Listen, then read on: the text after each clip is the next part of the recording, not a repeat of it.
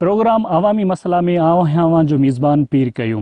नाज़रीन, अॼु असीं खीरथर जबल जी चोटीअ ते वेठा आहियूं ऐं हितां जी जेकी मौसम आहे तमामु निहायत शानदार मौसम आहे ऐं गर्मी जेके झोला पवंदा आहिनि उन झोलनि जी मौसम में बि असीं निहायत पुरसुकून माहौल में वेठा आहियूं। जेकॾहिं गवर्नमेंट सिंध चाहे त हिननि इलाइक़नि में हिते तफ़री माॻ ठाहिया वञनि त जीअं हितां जे मक़ामी माण्हुनि खे रोज़गार बि मिली सघे ऐं उन सां गॾोगॾु जेके ज़िले कंबर शदादकोट जा माण्हू ॿियनि सूबनि जो रुख़ कनि था गर्मियुनि जे मौसम में, उहे ॿियनि शहरनि ॾांहुं न वञनि, उहे पंहिंजे ज़िले में हिन खीरथर जबल जी पहाड़ियुनि ताईं अचनि ऐं हिते तफ़रीह हासिलु करण सां गॾोगॾु हिते पुरसुकून माहौल में मज़ो बि माणनि। इन सिलसिले में हिते असां सां गॾु समाजी अॻुवाण, अदबी दोस्त ऐं सुघड़ बि असां सां गॾु आहिनि। उन्हनि सां ॻाल्हि ॿोल कंदासीं त हीअ जेकी खीरथर जी पहाड़ी पाण जेका अॼु सैर कई आहे केतिरनि ई किलोमीटरनि ताईं, जंहिंमें असांखे ख़ूबसूरत नज़ारनि सां गॾोगॾु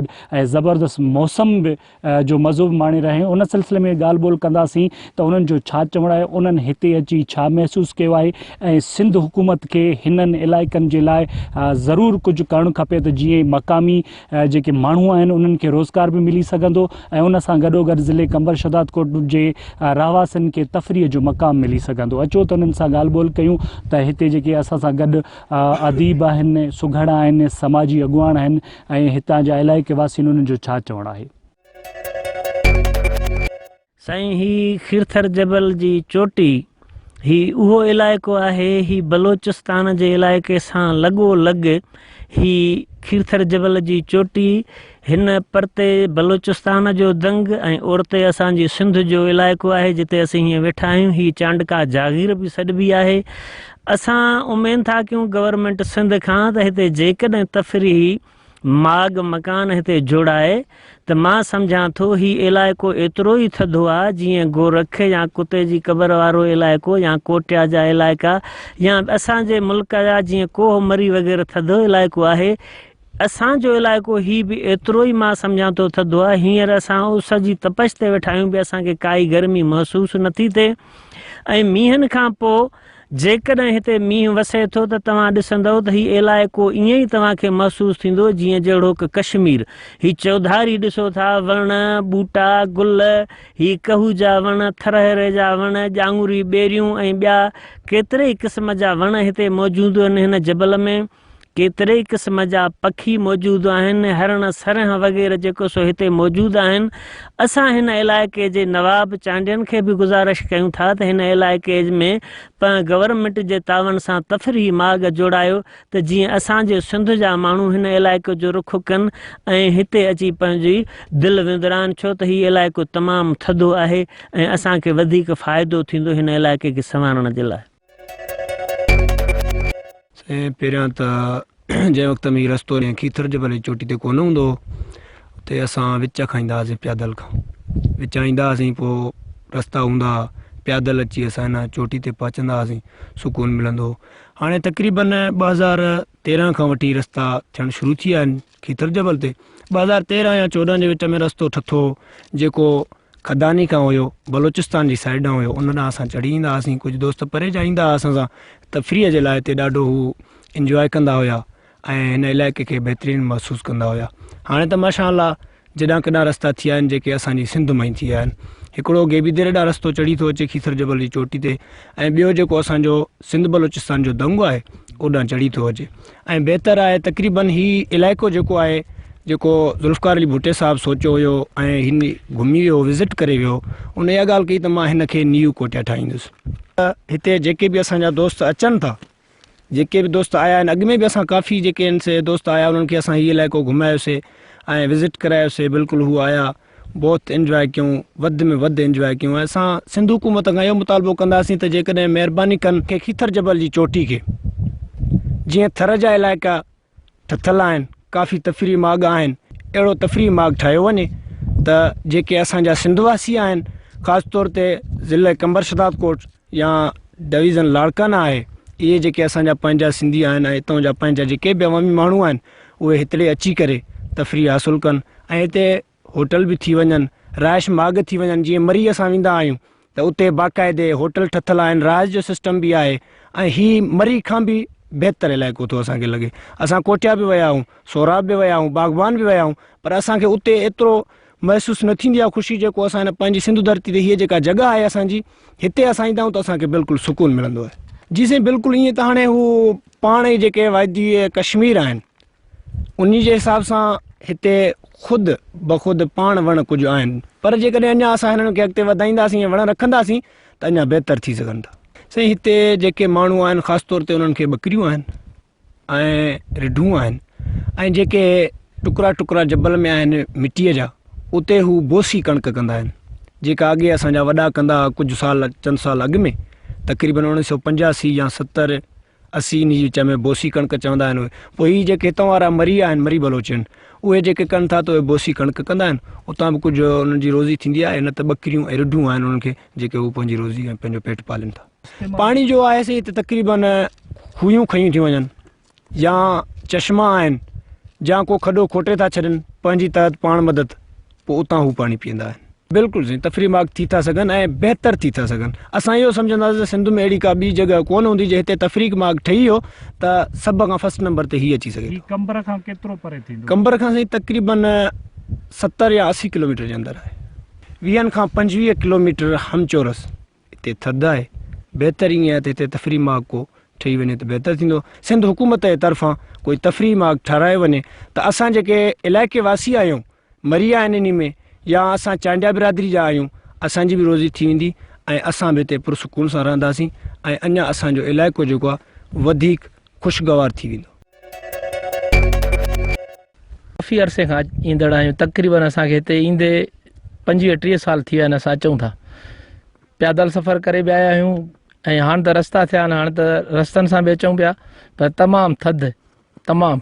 कोयटा खां बि हिते असांखे सुकून ईंदो आहे। सामान आणनि, उहे पाण सां कुझु सामान आणनि, सहूलियत न आहे, रस्ते जे लिहाज़ सां थोरी थकी सहूलियत आहे, पर ॿी सहूलियत न आहे, राश वग़ैरह बि न आहे। अमन अमान जे हवाले सां कीअं आहे इलाइक़ो? सही आहे। जानवर वग़ैरह खूनखार? न एतिरो न आहे। रहण जे लाइ त बिल्कुलु रही सघनि था, पर पंहिंजी मदद सां, पंहिंजे हिसाब सां। अच्छा, जेकॾहिं हितो जो को वाक़ुफ़ माण्हू हुजे त बहितरु आहे, उन्हनि जे लाइ बहितरु आहे। उन्हनि खे बिल्कुलु राश उहो ॾेई सघे थो, रहाए सघे थो, उन्हनि खे बिल्कुलु हितां जो विज़िट कराए सघे थो, घुमाए सघे थो उन्हनि जे हिसाब सां।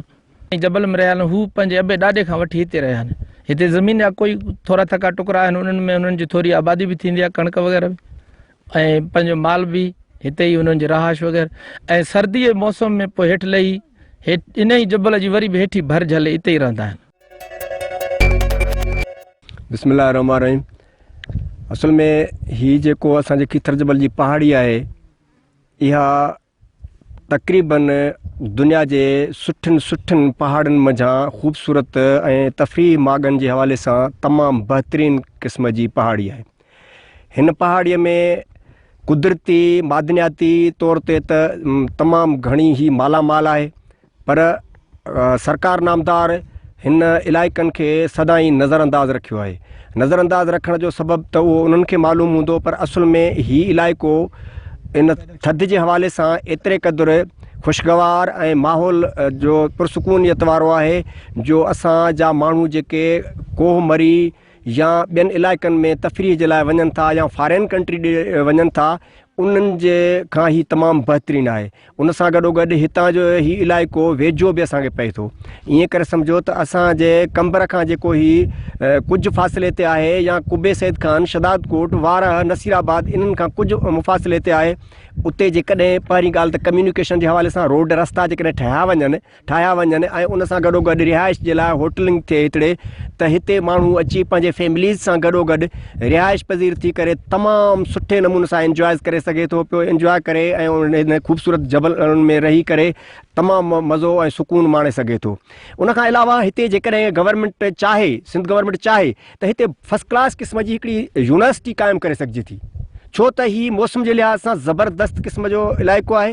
हिते अज़ ख़ुदि कुदरती तौर ते जेके वण आहिनि, कहू आहे, थर जो वण आहे ऐं खबड़ जो वण आहे, पनीर हिते जेको हिकिड़ो क़ीमती ॿूटो थिए थो उहो तमामु बहितरीनु आहे, जेको कणा झले थो पियो ऐं तमामु मेवनि वारा जेके जाबलू वण आहिनि उहे हिते पैदा थियनि था ऐं उहे पंहिंजो मेवो ॾियनि था पिया। इन हवाले सां जेकॾहिं हथरादू वण माण्हू हिते पोखे ऐं गवर्नमेंट उनजी मालिकी करे उन में जेकॾहिं उन्हनि खे उपाए ऐं उन्हनि खे सरसब्द रखण जे लाइ पाणी जो बंदोबस्तु कयो वञे ऐं उनजी मालिकी थिए त हीउ इलाइक़ो हिकिड़ो अहिड़ो ख़ूबसूरत इलाइक़ो आहे जो पाकिस्तान में मां सम्झां थो त हीउ जीअं ॿिया इलाइक़ा आहिनि उन्हनि इलाइक़नि जे भेट में हीउ तमामु बहितरीनु आहे ऐं बिलख़ुसूस सिंध जे हवाले सां तमामु ख़ूबसूरत ऐं निहायत ख़ूबसूरत पुरसुकून आहे, छो त हीउ इलाइक़ो अहिड़ो आहे जंहिंमें तक़रीबन माना गवर्नमेंट हेसि ताईं नथी पहुची सघे, पैदल माण्हू वञी सघे थो। हाणे इहे थोरा घणा ब्लेड लॻा आहिनि जेके रूरल हणी मतिलबु त हाणे हेसि ताईं माण्हू पहुची सघियो आहे, जीअं न त हीउ इलाइक़ो पैदल वञण जे करे तमामु अणांगो जबल बि आहे जेकॾहिं रस्ता न आहिनि त, पर गवर्नमेंट जे आॾो इहो सभु कुझु कोन्हे। ॿुधूं था पिया त ज़ुल्फ़िकार अली भुट्टे हेलीपैड जे ज़रिए माना हिन इलाइक़े खे विज़िट कयो हुयो। हिन पंहिंजो कोटिया खां वठी एयरपोर्ट खां वठी ही तक़रीबन कराची ताईं हीअ विज़िट कया आई ऐं हीउ तमामु ख़ूबसूरत हो। हुनजी इहो प्रोग्राम हो त मां हिन इलाइक़े खे तमामु तफ़रीगाहनि जे हवाले सां ठाहींदुसि, पर बदकिस्मती सां हुनखे फांसी ते चाढ़ियो वियो ऐं हुनखे ख़तमु कयो वियो, जंहिंजे करे इहो कमु उते रुकिजी वियो। उनखां अलावा असांजे हिन इलाइक़े जो जेको हीउ हेठि काचो आहे, हाणे जेकॾहिं हिते तफ़रीगाह ठहे त इहे काछे कंधी वारा माण्हू जेके बुख बदहाली जो शिकार आहिनि उन्हनि माण्हुनि जो रोज़गार थी सघे थो हिते। उहे माण्हू हिते होटलिंग करे सघनि था, उहे हिते दुकानदारी करे सघनि था ऐं हिते माण्हुनि खे जेको आहे रिहाइश ॾेई उन्हनि माण्हुनि खां पैसा ई कमाए सघनि था ऐं उन्हनि माण्हुनि जेके अचनि था तफ़रीह जे लाइ किथे किथे वञनि था, हज़ारे किलोमीटर परे वञी उते वञी जेको हीउ रिहाइश करे उते माना ख़र्चु कनि था, उहो पैसो असां वटि हिते ख़र्चु थिए त असांजे माण्हुनि जो तमामु भलो थी सघे थो।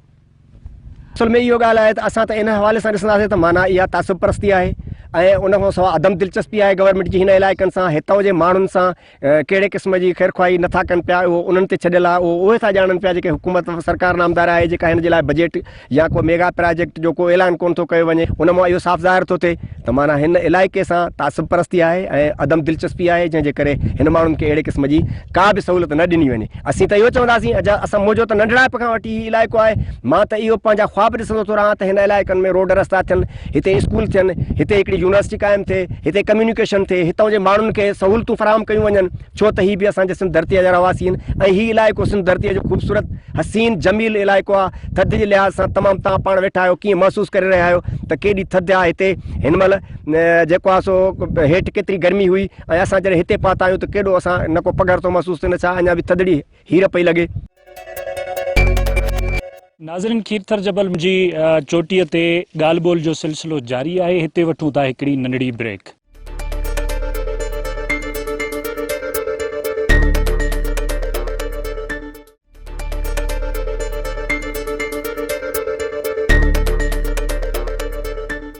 ख़ुशि आमदीद। ॻाल्हि ॿोल जो सिलसिलो जितां छॾियोसीं उतां शुरू कयूं था ऐं असां सां जेके मौजूदु दोस्त वेठा आहिनि उहे ॻाल्हि ॿोल कंदा। अचो त उन्हनि सां ॻाल्हि ॿोल जो सिलसिलो जारी था रखूं। असां सां गॾु सुघड़ अहमद अली उतरादी चांडियो मौजूदु आहे। उनखां हिन खीरथर जे मौसम जे हवाले सां, हितां जे हवाले सां पुछंदासीं त उन्हनि जो छा ख़्यालु आहे। अहमद अली, तव्हां असांखे ॿुधायो त हीअ खीरथर जे जो बिल्कुलु असां सिज जे साम्हूं वेठा आहियूं ऐं का तपश कान्हे, का निहायत ज़बरदस्त मौसम आहे, थधी मौसम आहे, त तव्हां पंहिंजे इन बेत में हिन सॼे माहौल खे कीअं बयानु कंदो? ये तमामु ज़बरदस्त सुठी मौसम आहे। अहिड़े सारे गर्मियुनि में हिते वेठा आहियूं त असांखे का तपश महसूसु कोन थी थिए। इहो तमामु असां इहो हुकूमत खे गुज़ारिश कंदासीं त हिते का तफ़रीगाह थियनि त ॾाढो मज़ो थींदो। अञा इन ते अर्ज़ु था कयूं हिकिड़ो पंहिंजो महिमान जीअं आया आहिनि त उन्हनि खे पंहिंजे बैत में भलीकार जीअं चइबी आहे कचहरी जे हिसाब सां अर्ज़ु थियो त भली आयो भला पिरी अजीब करे एहसान, पंधु करे परे खां आयो जुंग जवान, कदम रखियो कुर्ब जा त मिठा वधियो मान, ख़ुशीअ में अॼु मापा नथो ॾिसी मान भरिया महिमान, था कयूं कचहरियूं कुर्बायतियूं खिली वियो कान, अलाह कया एहसान आहिनि अॼु अहमद अली चवे। साईं आयो अॼु अहमद अली चवे वॾा वड़ करे, सिक लही वई सालनि जी पियो हुब में हीअड़ो डरे, सीनो मिलायो सीने सां त दिलड़ी मुंहिंजी ठरे, चाह में चांदियो चवे पियो ही मांदो मन मरे, वॾा कुर्ब करे आयो मुंहिंजे अंगण ते।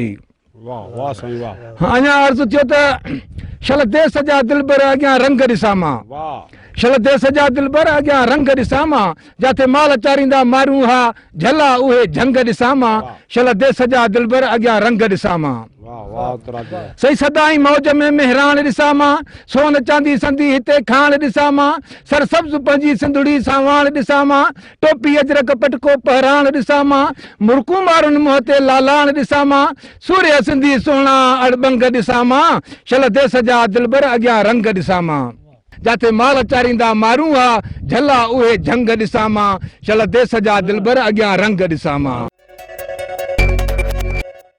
भाउ दुर मोहम्मद बुरडो जेको कंहिं बि तारफ़ जो मोहताज कोन्हे को, उन सां हिकिड़ी इहा हमेशह ॻाल्हि ॿोल थींदी हुई त पाण हीउ खीरथर जो जेको इलाइक़ो आहे, हीउ जेको जाबलू पट्टी आहे ऐं जेको जबल आहे, उहो पाण घुमूं ऐं उनखे उन ख़ूबसूरतीअ खे ॾिसूं।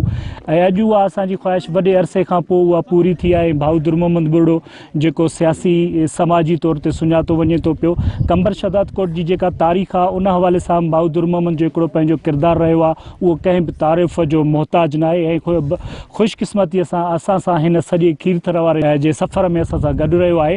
त भाऊअ खां पुछंदासीं त अॼु जो हीउ सफ़र खीरथर जो कीअं रहियो ऐं हितां जी जेका मौसम आहे ऐं खुलियल आसमान हेठां वेठा आहियूं, सिज साम्हूं आहे, पर उन में कंहिं बि क़िस्म जी का तपश कान्हे का, ऐं ईअं महसूसु थिए पियो ॼण जनवरी ऐं फेबरवरी जो महीनो हुजे ऐं उन मौसम में असीं वेठा हुजूं। त हिन सॼे माहौल, सॼे पसे मंज़र जे हवाले सां भाउ दुर मोहम्मद सां ॻाल्हि ॿोल कंदासीं त हिन सॼी खीरथर जबल जी तारीख़ खे कीअं था ॾिसनि पिया ऐं हिन खे कुदरती मैदनियात सां कीअं था ॾिसनि पिया, हीअ जेकी मौसम आहे उनखे कीअं था ॾिसनि पिया, ऐं हीअ जेकी सिंध हुकूमत आहे त उन्हनि जेके छा चवणु चाहिनि था त जीअं हिते बि के तफ़री माग ठही सघनि, हिते जे इलाइक़े वासियुनि जे लाइ बि के रोज़गार जा मौक़ा खुली सघनि।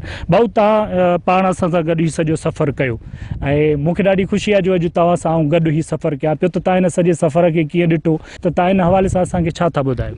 सभ खां वधीक मां ख़ुशनसीब आहियां त अॼु तव्हां सां मूं सफ़रु कयो आहे, जंहिंमें साईं अमान लाइ आहे ऐं तव्हां अब्दुल करीम आहियो ऐं सॼी संगत आहे, जेका मुंहिंजी घणे वक़्त ख़्वाहिश हुई। मां मथे ॾाड़ियाल जबर ते कुते जी क़बर बि ॾिसी आयो आहियां, चुशांगी बि ॾिसी आयो आहियां, मतिलबु समूरा जेके तारीख़ी माग मकान आहिनि उन्हनि खे मां ॾिसी आयो आहियां।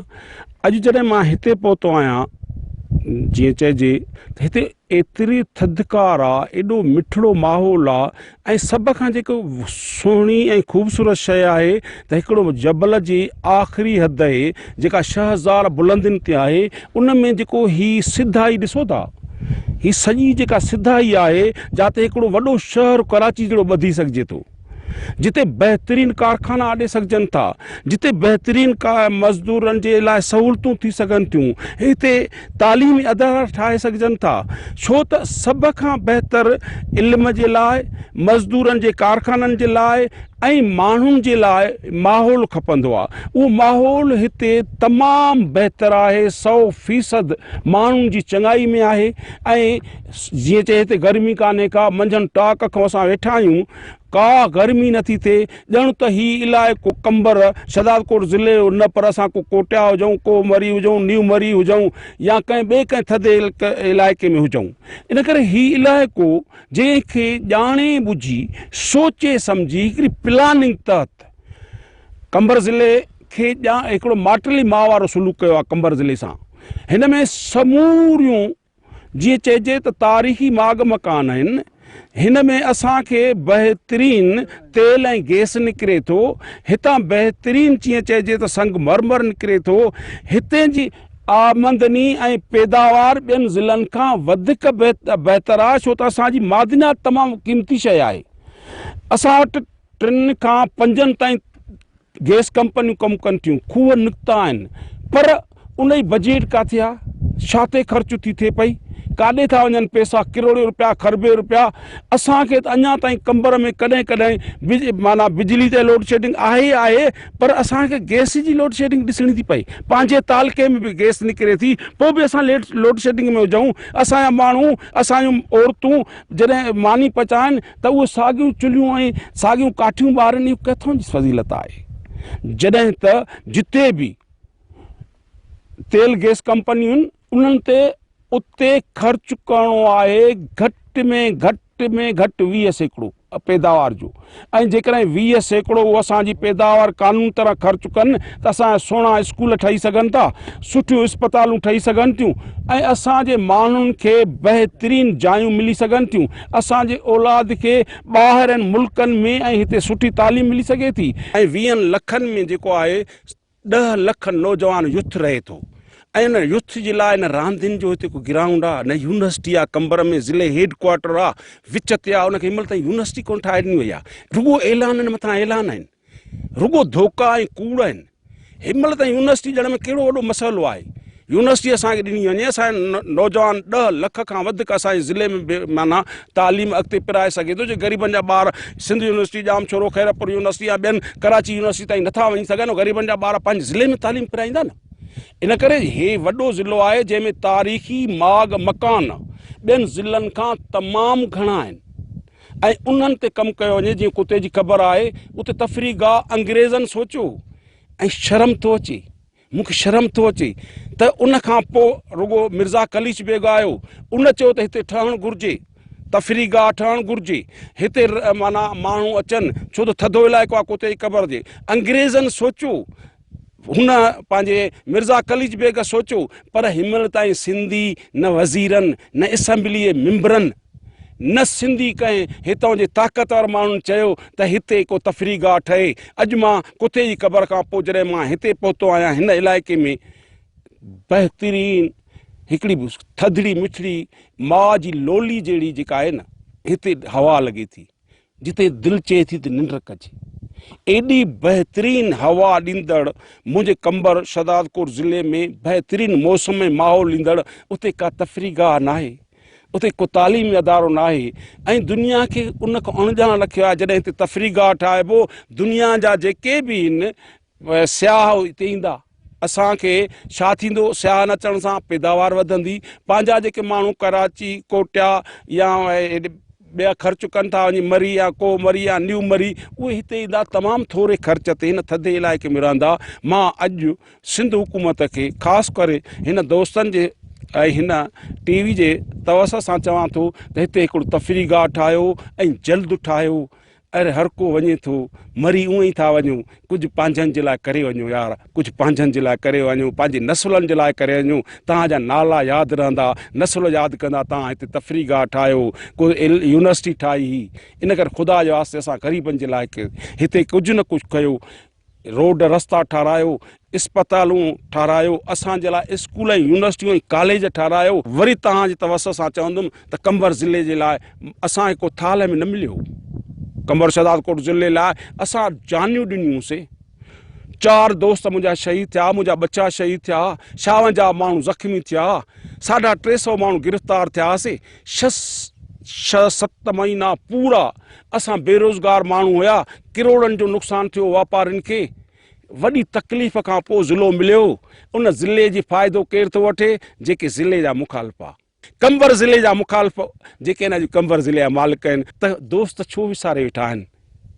कंहिं हिन लाइ कुर्बान ॾिनियूं, कंहिं जिदोजहदूं कयूं, केरु बीठो ॾुख सुख में, केरु बीठो, कंहिं कुर्बानी कहिड़ी ॾिनी, कंहिं पैसनि जी ॾिनी, कंहिं रत जी ॾिनी, कंहिं ॻोढ़नि जी ॾिनी, ऐं सभु कुझु विसारे असां कहिड़ो ॾुख हिन ज़िले लाइ न ॾिठोसीं।